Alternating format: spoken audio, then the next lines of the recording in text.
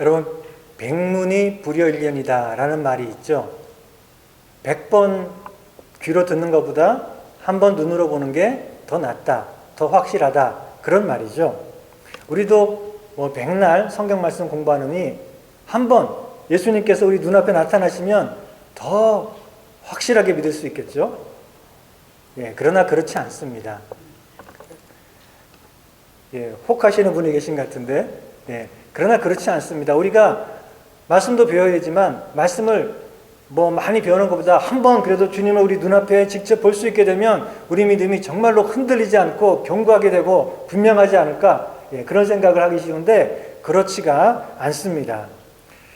자연적인 일을 알기 위해서는 우리가 눈으로 보고 또 손으로 만지고 귀로 듣고 하는 이런 자연적인 방법으로 알 수가 있습니다. 그렇죠? 그런데 초자연적인 일을 알기 위해서는 자연적인 방법이 아니라 초자연적인 방법으로야 알 수 있는 것입니다. 영적인 일은 영적인 것으로 분별한다 라고 성경은 말씀하고 있습니다.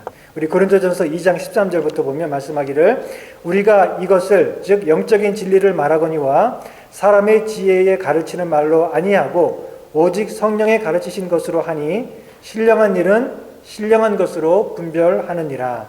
육에 속한 사람은 하나님의 성령의 일을 받지 아니하나니 그러니까 깨닫지 못하나니 저희에게는 미련하게 보임이요 또 깨닫지 못하나니 이런 일은 영적으로라야 분별함이니라 라고 말씀하고 있어요. 영적인 일, 하나님의 일은 육신의 눈으로 보고 확인하는 것이 아니라 믿음의 눈으로 보고 깨닫는 것입니다. 그래서 이 자기 눈에 하나님이 보이지 않는다고 해서 하나님이 없다고 하는 사람들은 어리석은 자다라고 성경은 말씀하고 있죠. 예수님께서 부활하신 날, 그러니까 안식일 다음 날인 첫날, 주일이죠. 그날 저녁에 예수님의 제자들 가운데 예수님을 따르던 그 제자들 무리 중에 두 사람이 예루살렘을 떠나 예루살렘에서 한 7마일 정도 떨어진 엠마오라고 하는 그런 마을로 가고 있었습니다. 이 두 사람은 12제자에 속한 사람들은 아니었지만 아주 가까이서 예수님을 따르던 그런 제자들의 무리 중에 있던 그런 사람들이었습니다. 한 사람의 이름은 글로바다라고 이름이 나와 있는데 또 다른 사람의 이름은 성경에 나와 있지 않은데 아마도 이 글로바의 부인일 것이다 라고 추측을 합니다. 바로 이날 새벽에 예수님께서는 부활하셨고 그리고 무덤을 찾아갔던 여인들은 텅 빈 무덤 속에서 천사들을 만났고 그리고 예수님이 부활하셨다는 그 소식을 들었습니다. 그리고 이 여자들은 이제 달려가서 제자들에게 예수님이 부활하셨다는 천사들의 소식을 전해주었죠. 그러나 제자들은 반응이 어땠습니까? 그 말이 너무나 터무니없어서 믿지를 못했습니다. 하여간 여자들이란 그러면서 믿지 못했죠. 하여간 남자들이란 여자들 말을 도통 안 믿으려고 그래요. 그렇죠? 그런데 그 중에 2명 베드로와 요한은 긴가민가 해가지고 달려가 보았습니다. 그 무덤에 달려가 보았더니 정말 무덤은 텅 비어 있고 예수님의 시신이 보이지 않습니다. 그러니 그들은 큰 충격을 받았고 너무나 놀랐고 그런 가운데 마음이 어수선합니다. 이게 어찌된 일인가? 이게 도대체 무슨 일인가 하면서 그들은 당황스럽고 하루 종일 마음이 어수선한 가운데 시간을 보냈을 것입니다. 그날 오후에 이 글로바와 그의 부인은 예루살렘을 떠나 엠마오로 가고 있었습니다. 그들은 예수님이 부활하셨다는 소식을 들었고 그리고 하루 종일 제자들 사이에 뭔가 좀 어수선했겠지만 그러나 그들은 엠마오를 향해 떠났습니다. 왜 그랬을까요? 믿지 못한 거죠. 여인들이 전해준 그 말, 예수님이 부활하셨다는 천사의 그 말을 전해 들었지만 그 말을 믿지 못하고 에이 그래도 그건 아니지 하고 결론을 내리고는 이제 엠마오를 향해 떠나게 되었습니다. 엠마오는 아마도 그들의 고향이기보다는 그들은 갈릴리 사람들이고 갈릴리를 향해 가기 위해서 먼저 엠마오로 갔다가 거기서 머물고 그리고 이제 계속해서 고향 갈릴리로 돌아가려고 했던 것 같습니다. 길을 가면서 그들은 계속해서 예수님에 대해서 이야기를 나눕니다. 예수님의 죽으심에 대해서 얘기를 나눕니다. 그리고 예수님이 부활하셨다는 그 여인들의 얘기도 또 믿기는 어렵지만 그 얘기도 또 계속 나누면서 길을 걸어가고 있습니다. 자, 바로 그때에 부활하신 예수님께서 그들을 찾아오셨습니다. 왜 오셨을까요? 알려주기 위해서겠죠. 예수님이 부활하셨다는 사실을 그들에게 알려주기 위해서 오셨습니다. 자, 그들에게 예수님이 부활하셨다는 소식을 알려주려면 어떻게 하면 됩니까? 부활하신 그 몸을 보여주시면 되죠. 자, 봐라, 나다. 내가 부활했다. 이제 나를 보고 믿어라. 라고 말씀하시면 되겠죠. 그런데 본문의 15절부터 보니까 오히려 예수님께서는 그들의 눈을 가리셔서 보지 못하게 했습니다. 15절부터 보니까 저희가 서로 이야기하며 문의할 때에 예수께서 가까이 이르러 저희와 동행하시나 저희의 눈이 가리워져서 그인 줄 알아보지 못하거늘. 그들이 예수님이 바로 옆에 왔는데 보고도 알아보지 못했어요. 그들은 아마 몇 년 동안 예수님을 따라다니며 그 말씀을 듣던 제자들 무리 중에 한 사람이기 때문에 예수님의 얼굴을 너무나도 잘 아는 사람들입니다. 그런데 그 예수님이 바로 코앞에 오셨는데 얼굴을 보고도 예수님을 알아보지 못했습니다. 그들이 너무 경황이 없어서, 너무 정신이 없어서, 혹은 다른 일에 몰두하느라고 그냥 멍해서 보고도 알아보지 못한 게 아닙니다. 본문에 보면 그 눈이 가리워졌다라고 했는데 헬라어 원어에는 그 가리워졌다라는 뜻이 뭔가 하면 힘을 사용해서 붙든다, 그런 말입니다. 힘으로 붙든다, 그런 뜻이에요. 그러니까 그들이 정신이 없어가지고 그냥 봐도 못 알아본 그런 게 아니라 하나님께서 초자연적인 능력을 가지고 그들의 눈을 붙들어서 그들이 예수님을 알아보지 못하게 하셨다는 것입니다. 아까 백문이 불여일견이라고 했죠. 한번 보는 것이 100번 듣는 것보다 낫다라고 했습니다. 부활하신 주님께서 제자들에게 주님이 부활하셨다는 사실을 알려주기 위해 오셨다면 어떻게 해야 됩니까? 자, 봐라, 나다 보여주시면 되잖아요. 그런데 오히려 정반대로 그들의 눈을 가리워서 보지 못하게 하셨습니다. 왜 그러셨을까요? 예수님이 부활하신 것을 그들에게 알리기 위해서 오셨는데, 그러면 한번 보기만 하면 설명이 필요 없고 말이 필요 없이 그냥 주님이 부활하셨구나 하고 반갑게 맞이할 텐데, 주님께서는 그들의 눈을 오히려 가리워서 보지 못하게 하셨어요. 대신 예수님께서는 그들에게 성경 말씀을 풀어서 가르치셨어요. 25절부터 보니까 가라사대 미련하고 선지자들의 말한 모든 것을 마음에 더디 믿는 자들이여 그리스도가 이런 고난을 받고 자기 영광에 들어가야 할 것이 아니냐 하시고 이에 모세와 및 모든 선지자의 글로 시작하여 모든 성경에 쓴 바 자기에 관한 것을 자세히 설명하시니라 라고 말씀하고 있어요. 구약 성경에 있는 말씀들, 그것들은 다 바로 메시아를 가리키는 것이다 라면서 설명을 해주셨어요. 모세 율법에 나와 있는 동물을 가지고 드리는 희생제사, 그리고 시편에 나와 있는 다윗의 그런 시편들, 그리고 이사야를 비롯한 선지자들이 기록한 이 모든 말씀들은 다 메시아가 오시면 고난을 받고 백성들의 죄를 위해서 죽으실 것이지만, 그러나 그는 무덤에 계시지 않고 다시 살아나셔서 영광을 얻게 될 것이다 라고 가르치고 있는 이 말씀들을 다 풀어서 제자들에게 설명해 주셨습니다.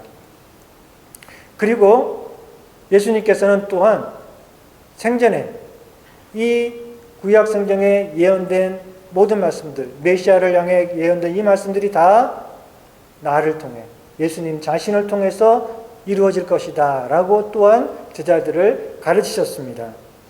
그런데 제자들은 그 말을 깨닫지 못하고 믿지 못했습니다. 구약의 그 메시아에 대한 예언의 말씀들, 그리고 예수님의 말씀들을 그들이 들어도 깨닫지 못하고 믿지를 못했기 때문에 천사를 통해서 예수님이 부활하셨다는 그 말을 그들에게 알려주었지만 그들은 그 말을 듣고도 믿지 못한 것입니다. 그들이 예수님이 부활하셨다는 그 말을 믿지 못한 것은 그들이 구약 성경에 나와 있는 그 예언의 말씀들, 그리고 예수님께서 가르치신 그 말씀들을 믿지 못하고 깨닫지 못했기 때문에 그들이 예수님의 부활을 믿지 못했던 것입니다. 주님의 부활을 믿기 위해서는 부활하신 주님을 꼭 두 눈으로 봐야만 되는 것은 아닙니다. 주님이 왜 죽으셔야만 됐는지, 주님께서 왜 다시 살아나실 수밖에 없는지 구약의 예언자들을 통해서 말씀하신 그 말씀, 그리고 예수님의 가르침을 깨닫고 믿을 때에 예수님의 부활을 바르게 알고 깨닫고 믿을 수 있는 것입니다. 눈으로 보는 것보다 말씀을 통해 깨달아야 됩니다. 눈으로 보는 것보다 말씀으로 깨닫는 것이 더 확실하다는 것입니다. 우리는 눈에 보이고 만져지는 이 물리적인 증거를 통해서 어떤 것을 확인하려고 하지만, 그러나 하나님의 일은, 하나님이 행하시는 그 일은 우리가 오직 하나님의 말씀, 영원히 변함없고 흔들리지 않는 그 하나님의 말씀에 근거해서 우리가 하나님의 일을 깨닫고 알게 되는 것입니다. 우리가 그래도 눈으로 직접 보면은 더 빠르게 분명하게 알 수 있다라고 생각이 드십니까? 말씀으로 깨닫는 것도 중요하지만 그래도 한번 보면 더 빠르지 않을까, 더 확실하지 않을까, 그런 생각이 드십니까? 눈으로 보는 것이 항상 정확한 것은 아닙니다. 눈으로 보는 것이 항상 옳은 것은 아닙니다. 때로 눈은 우리들을 속입니다. 때로 눈으로 보는 것 때문에 우리는 오히려 착각하고 또 잘못 인식하게 되는 경우들이 있습니다. 여러분, 마술을 보면 그렇지요. 요즘에 마술들이 워낙 정교하게 발전을 해가지고 정말 너무 신기해요, 보면. 그렇죠? 근데 분명히 그거 아닌데, 저럴 수가 없는데, 아니라는 걸 알지만 눈으로 보기에는 분명히 맞아요. 그런데 아닌데도 눈으로 볼 때는 분명히 맞아요. 100번을 봐도 100번 다 속아요. 그렇죠? 뭐 한 번 눈으로 보는 게 정확하다고 하지만 100번 봐도, 똑같은 걸 100번 봐도 우리는 100번 속습니다. 그만큼 눈으로 보는 것이 항상 정확한 것은 아니고 우리가 쉽게 속을 수 있어요. 착시도 마찬가지죠. 우리가 보는 것이 착각을 일으켜서 잘못 인지하게 만드는 일들. 여기 보시면 동그라미가 두 개 있는데 어느 원이 더 큽니까? 왼쪽, 오른쪽. 왼쪽에 있는 원이 오른쪽에 있는 원이 더 커 보이죠? 근데 사실 똑같은 원이에요. 크기가 똑같습니다. 똑같은 크기인데 옆에 있는 것들 때문에 착시가 일어나서 오른쪽에 있는 동그라미가 더 커 보입니다. 그래서 여러분들 혹시나 다이어트 하고 싶어서 좀 덜 먹어야 되겠다 그런 생각이 드시면, 그러면 작은 접시에 음식을 드십시오. 여기서 보면은 음식 양은 똑같아요. 근데 어느 게 더 많아 보입니까? 작은 접시에 올려놓은 음식이 훨씬 많아 보이죠? 사실은 똑같은 양입니다. 그러니까 눈으로 보는 거는 이런 착각을 일으키기 쉬워요. 자, 그 다음에 보는 이 나무 토막도 어느 게 더 깁니까? 위에 거, 아래 거. 아래 게 더 길죠? 아니에요. 똑같아요. 똑같은 거예요. 똑같은 건데 옆으로 비스듬히 놓은 것이 우리의 눈에 착각을 일으켜서 마치 밑에 게 더 길게 보이는데 사실은 똑같은 나무 토막이에요. 그걸 연결해 가지고 왜 그 아이들 장난감 기찻길을 만들죠? 똑같은 거예요. 그런데 눈으로 볼 때는 밑에 게 더 커 보이죠? 눈으로 보는 게 항상 정확한 건 아니라는 겁니다. 자, 그 다음에 몇 년 전에 우리 전 세계를 떠들썩하게 했던 그 드레스 칼라 논쟁이라는 게 있습니다. 그 흰금 파검, 그런 논쟁인데, 여러분 이 드레스를 보시면 이게 어떤 색깔로 보이십니까? 흰색 바탕에 그 금색 띠가 있는 겁니까? 아니면 파란색 바탕에 검은색 띠가 있는 것입니까? 거봐요. 벌써 다르잖아요. 여기도 벌써 여러분들 중에도 둘로 나눠져요. 흰색 바탕에 검은색이다 라는 분들 맞나요? 예, 흰색 바탕에 금색이다 그렇게 보는 분들이 있어요. 근데 어떤 분들은 아유 무슨 소리야. 예, 무슨 소리야. 파란색에 검정색 줄무늬가 있는 거지. 그렇죠? 근데 다른 분은 그렇게 안 봐요. 이게 무슨 소리예요? 흰색에다가 그 황금색. 그렇죠? 그렇죠? 똑같은 그림인데 이렇게 보는 게 다릅니다. 누가 무슨 뭐 생명이라서 그런 게 아니에요. 그런데 보는 게 달라요. 그래서 전 세계 사람들이 이것 때문에 아주 그냥 큰 혼란을 느꼈던 적이 있어요. 몇 년 전에. 근데 그 원인은 아마 과학적으로 볼 때 우리의 그 시신경이 어떤 물체를 인지할 때에 색깔을 보고 그 색깔을 나름대로 보정을 해서 이 인지하게 만드는데 그게 사람마다 다르다고 합니다. 그 색깔을 보정하는 그 작용이 사람마다 다르기 때문에 이 그림을 볼 때에도 사람마다 그것을 흰색으로 보기도 하고 파란색으로 보기도 한다는 거예요. 네. 그러니까 똑같은 건데 똑같은 색깔의 드레스인데 보는 사람에 따라 다릅니다. 우리 눈에 따라 다른 거예요. 자, 그러니 우리가 눈으로 보는 거는 뭐예요? 사람마다 달라요. 상황에 따라 다릅니다. 그 빛이 어느 만큼 들어오느냐에 따라서 또 다릅니다. 그러니까 눈으로 보는 것을 완전히 믿지는 마세요. 예. 그러나 하나님의 말씀은 사람에 따라 다르지 않아요. 하나님의 말씀은 상황에 따라 변하지 않습니다. 하나님의 말씀은 언제나 변함이 없고 흔들리지 않습니다. 그러니까 세상에서 가장 확실한 것은 우리가 눈으로 보고 손으로 만져보고 귀로 듣고 느끼고 하는 것이 아니라 영원토록 어제나 오늘이나 영원토록 동일하고 변함이 없는 하나님의 말씀이 세상에서 가장 확실한 것이다 라는 것을 우리가 알아야 됩니다. 그래서 예수님께서는 예수님의 부활하신 것을 제자들에게 알려주시기 위해서 나타나서 자 봐라. 너희들의 눈으로 똑똑히 봐라. 내가 부활했다. 하고 그들이 눈으로 보고 깨닫게 하신 것이 아니라 예수님의 고난과 부활에 대해서 성경에 미리 예언된 그 하나님의 말씀을 가르치셔서 그 말씀을 깨달을 때에 아 그래 예수님은 부활하실 수밖에 없구나 하고 깨닫고 믿도록 하신 것입니다. 눈으로 본다고 해서 우리가 사람들이 다 믿는 게 아니에요. 눈으로 보는 것도 정확하지 않지만 또 설사 보았다라고 해도 사람들이 다 믿는 것은 아니에요. 예수님이 부활하신 새벽에 천사를 본 사람들은 여인들만이 아니었죠. 누굽니까? 밤새 무덤을 지키던 군병들이 있었습니다. 그들이 여인들보다 더 먼저 천사들을 보았어요. 마태복음 28장에 보면 예수님이 부활하신 새벽에 큰 지진이 나서 천사가 하늘에서 내려와 무덤 앞에 있는 그 돌을 굴리고 그 돌 위에 앉았습니다. 군병들이 그것을 다 봤어요. 그들이 그것을 보고는 놀라고 무서워서 죽은 사람처럼 그냥 엎드려져 있었다라고 말씀하고 있어요. 이 군병들은 인류 역사상 가장 중요한 사건인 예수님의 부활 사건의 첫 번째 목격자입니다. 대단하지 않습니까? 인류 역사상 가장 중요한 사건이 바로 예수님의 부활인데 그 사건을 제일 먼저 목격한 사람들이 바로 이 군병들이에요. 여인들보다 먼저 보았어요.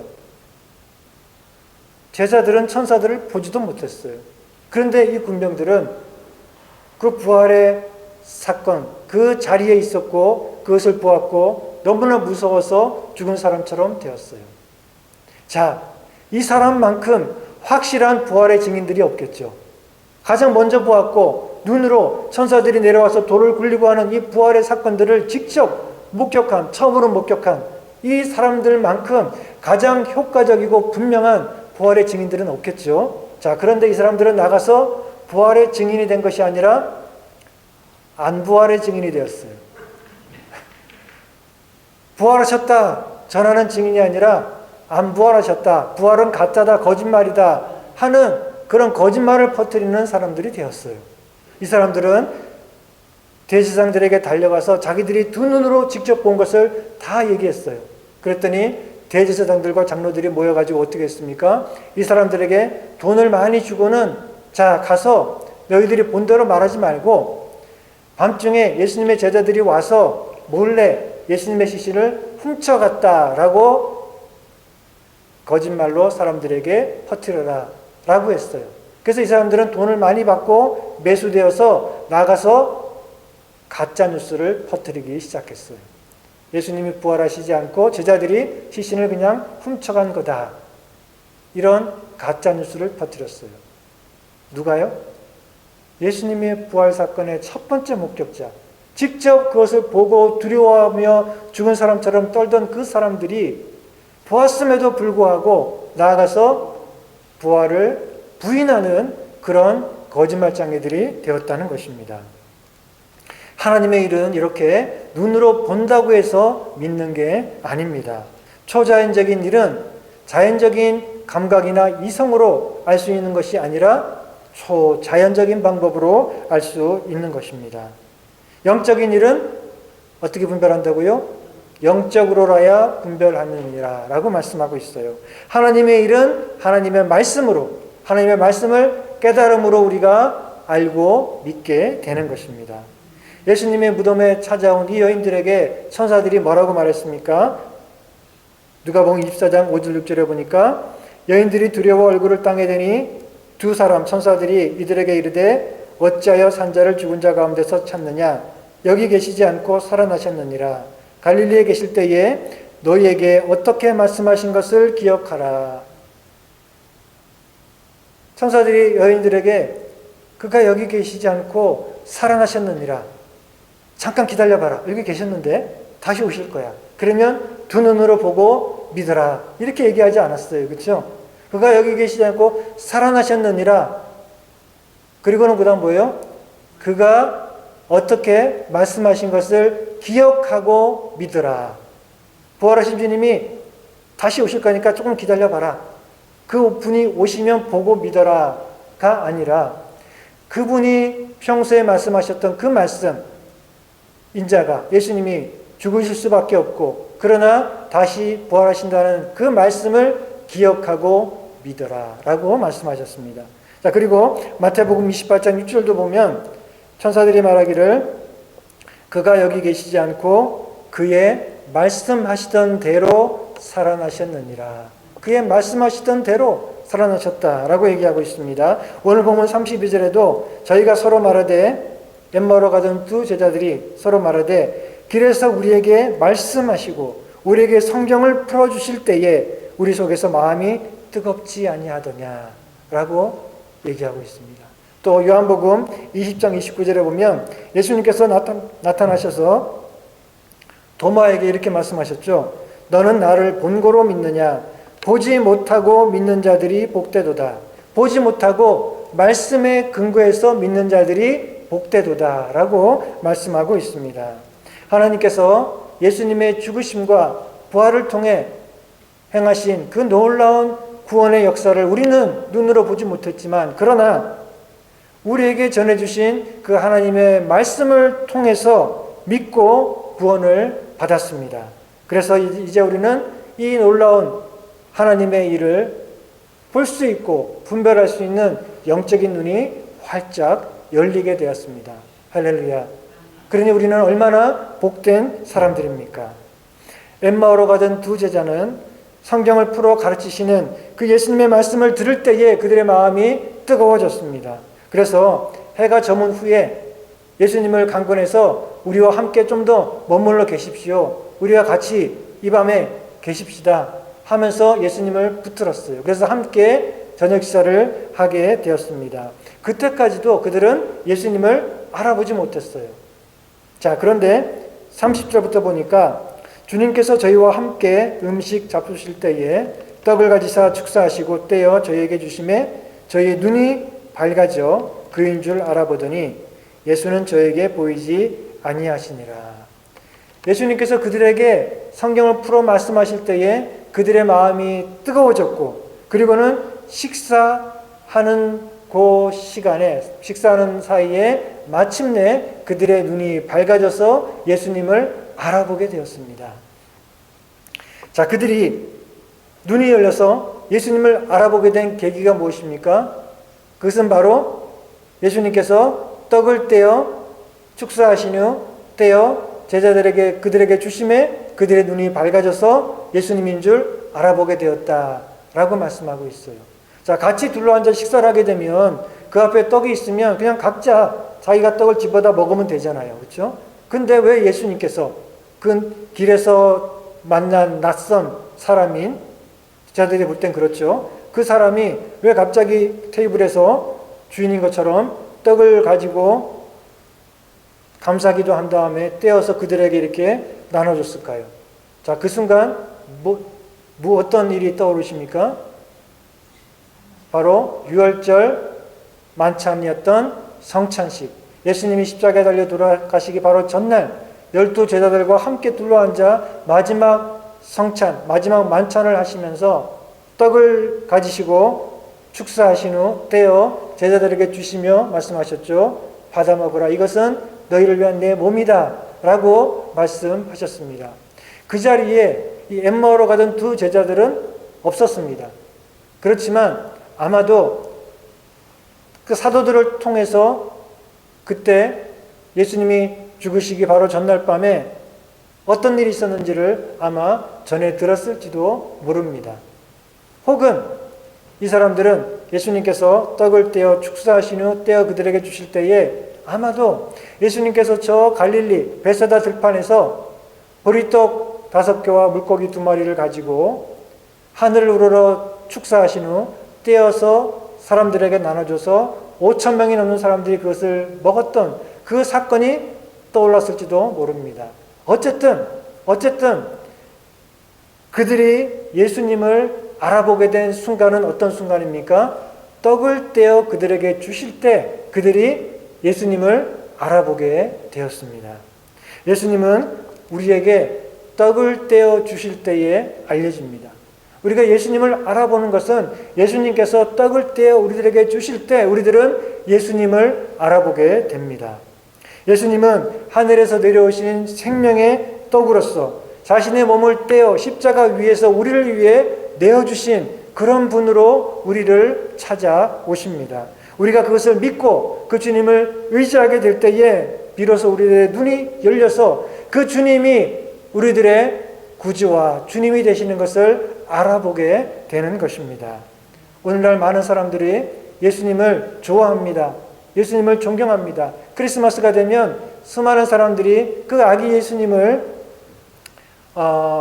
모양을 그려놓고 이렇게 들썩하면서 성탄절을 보내게 되죠. 그러면서 그 예수님이 세상을 위한 평화의 심볼 또는 사랑의 심볼인 것처럼 그렇게 좋아합니다. 그렇지만 예수님이 우리 죄를 위해서 자신의 몸을 십자가 위에서 내어주신 그런 구원의 주님이란 사실을 알지 못한다면, 믿지 못한다면 그들의 눈은 여전히 어두워서 예수님을 알아보지 못하고 있는 것입니다. 아무리 그들이 크리스마스에 예수님을 향한 캐럴을 부르고 찬송을 부르고 크리스마스 장식을 하고 한다 할지라도 예수님은 우리를 위해서 생명의 떡이신 자기 자신을 내어주신 그런 분이라는 사실을 깨닫지 못한다면 여전히 세상은 그 눈이 어두워서 예수님을 알아보지 못하고 있는 것입니다. 그러나 저와 여러분들은 우리를 찾아오신 예수님을 만났습니다. 엠마오로 가던 두 제자를 예수님께서 찾아오신 것처럼 그 예수님께서는 우리들을 찾아오셔서 우리들을 만나주시고 그 예수님을 보게 해주셨습니다. 물론 눈으로 보지는 못했지만 그러나 주님의 영이 성경 말씀을 통해서 우리를 깨우치고 가르치셔서 주님께서 죽어야만 했던 이유는 바로 우리들의 죄 때문이요 예수님께서 무덤에 머물러 계실 수 없고 다시 살아나실 수밖에 없었던 것은 바로 우리들에게 새 생명을 주시기 위한 것이라는 그 사실을 깨닫게 하시고 믿게 하셨습니다. 이제 우리는 우리들의 눈이 열려서 부활하신 주님, 생명의 주님을 믿고 보게 되었습니다. 할렐루야. 로마서 8장 24절 25절을 말씀합니다. 우리가 소망으로 구원을 얻었음에 보이는 소망이 아니니 보는 것을 누가 바라리요. 만일 우리가 보지 못하는 것을 바라면 참음으로 기다릴지니라 라고 말씀하고 있습니다. 사랑하는 성도 여러분, 주님의 말씀은 육신의 눈으로 보는 그 어떤 것보다 더 분명하고 확실합니다. 눈에 보이는 것 때문에 여러분들 시험에 들거나 미혹에 빠지거나 흔들리지 마십시오. 눈에 보이는 것보다 더 확실하고 분명한 것은 바로 우리에게 주시는 하나님의 말씀입니다. 그 말씀을 믿고 의지하며 소망과 인내로서 이 믿음의 길을 힘있게 달려가시는 여러분들 다 되시기를 주님의 이름으로 축원합니다.